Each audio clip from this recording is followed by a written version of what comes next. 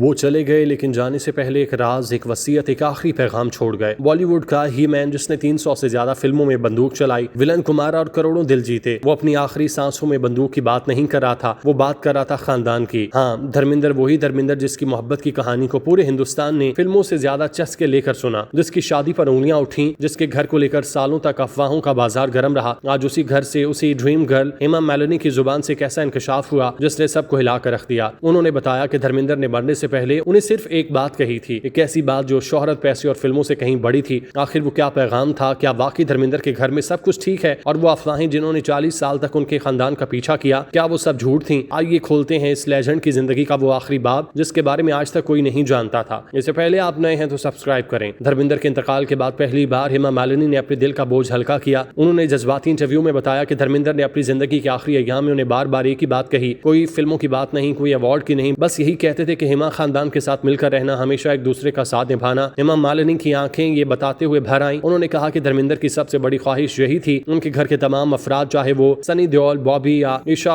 आहना हो, सब एक साथ रहें, एक दूसरे के सुख दुख में शरीक हों। वो नहीं चाहते थे कि पैसे, शोहरत या आना की वजह से खानदान टूटे। हेमा ने कहा कि आज भी वो धर्मेंद्र की इसी बात को अपनी जिंदगी का बड़ा उसूल मानती हैं। वो पूरी कोशिश करती हैं कि घर में मोहब्बत रहे, एहतराम, हमआहंगी कभी खत्म ना हो। पर्दे पर जैसे हम ही मैन कहते हैं, असल जिंदगी में वो एक बाप था, शोहर और सिर्फ खानदान का इत्तेहाद चाहता। इस इंटरव्यू की सबसे खूबसूरत बात यह कि हेमा मालिनी ने धर्मेंद्र की पहली शादी से होने वाले बेटों सनी और बॉबी देओल के बारे में बड़ी इज्जत से बात की। उन्होंने कहा कि दोनों निहायत अच्छे बेटे हैं, हमारे घर में सब एक दूसरे का एहतराम करते हैं। ये सुनकर बहुत से लोग हैरान हुए होंगे क्योंकि बॉलीवुड में अक्सर सौतेले रिश्तों को लेकर झगड़ों और खबरों की भरमार रहती है, लेकिन धर्मेंद्र के घर की मिसाल अलग है। हेमा मालिनी ने इन अफवाहों को सरेआम मुस्तरद किया जो सालों से चली आ रही थी। लोग कहते थे उनके और धर्मेंद्र की पहली अहलिया प्रकाश कौर के दरमियान इख्तलाफात हैं। हेमा ने साफ कहा कि लोग मुख्तलिफ बातें बनाते हैं, लेकिन हकीकत यह है कि हमारा पूरा खानदान मजबूत रिश्ते में बंधा है। हम शादी, फंक्शन, खुशी गमी सब एक साथ करते हैं, गैर जरूरी तशहीर पर यकीन नहीं रखते। यानी पर्दे के पीछे भी वही मोहब्बत और इत्तेहाद जो पर्दे पर नजर आता है। धर्मेंद्र और हेमा की मोहब्बत की कहानी किसी फिल्मी स्क्रिप्ट से कम नहीं। दोनों की पहली मुलाकात 1960 की दहाई के आखिर में हुई, जो वो एक साथ फिल्मिंग कर रहे थे। फिल्म तुम हंसी में गाँव से लेकर शोले तक उनकी ऑन स्क्रीन केमिस्ट्री ने पूरे हिंदुस्तान को दीवाना किया। लोग कहने लगे कि ये जोड़ी सिर्फ फिल्मों के लिए नहीं बनी, हकीकत में बननी चाहिए। लेकिन यहाँ कहानी में एक मोड़ आता है। उस वक्त धर्मेंद्र पहले से शादीशुदा थे। उनकी पहली शादी प्रकाश कौर से, उनके 4 बच्चे थे, सनी, बॉबी देओल और वजीता अजीता। जब धर्मेंद्र और हेमा के अफेयर की खबरें आई तो बड़ा स्कैंडल बन गया। लोगों ने बातें की, तनकीद हुई। इसके बावजूद दोनों ने 1980 में शादी कर ली। शादी के बाद अल्लाह ने उन्हें 2 बेटियां अता की, ईशा देओल और आहना देओल। वक्त गुजरता गया और ये जोड़ी न सिर्फ घर में कामयाब हुई बल्कि भारतीय फिल्म इंडस्ट्री की मकबूल और पायदार जोड़ियों में से एक बनी। ड्रीम गर्ल और ईमैन का ये रिश्ता 40 साल से ज्यादा चला। धर्मेंद्र का इंतकाल गुज़श्ता बरस 89 बरस की उम्र में हुआ। वो चले गए, अपने पीछे बड़ा विरसा छोड़ गए। भारतीय फिल्म इंडस्ट्री के सबसे मकबूल और महबूब अदाकारों में से एक थे। सोचें, 6 दिहाइयों से ज्यादा का करियर, 300 से ज्यादा फिल्मों में काम, शोले का वीर, चुप चुप के की कॉमेडी और सत्या कॉम का संजीदा किरदार, एक्शन हो, रोमांस, देहाती किरदार, धर्मेंद्र ने हर रोल में जान डाली। लोग उन्हें सिर्फ अदाकार नहीं मानते थे, वो पंजाब की मट्टी की खुशबू थे। लेकिन मरने से पहले उन्होंने दुनिया को बताया कि असल कामयाबी फिल्मों में नहीं, खानदान में है। और हेमा मालिनी आज इस पैगाम को लेकर चल रही हैं। धर्मेंद्र ने 300 फिल्में की, करोड़ों के दिल जीते, हीमैन का टाइटल पाया, लेकिन मरते वक्त उनकी सबसे बड़ी जीत ये थी कि वो अपने खानदान को एक रखना चाहते थे। हेमा ने आज वो राज खोला जो धर्मेंद्र ने आखिरी सांसों में कहा, मिलकर रहो, साथ निभाओ, अफवाहें आती रहीं, बातें बनती रहीं। आपको क्या लगता है कि आज के दौर में भी ऐसा खानदान मुमकिन है? कमेंट में राय जरूर बताइए और ऐसी फिल्मी और हकीकी कहानियों को सुनने के लिए चैनल को सब्सक्राइब करें।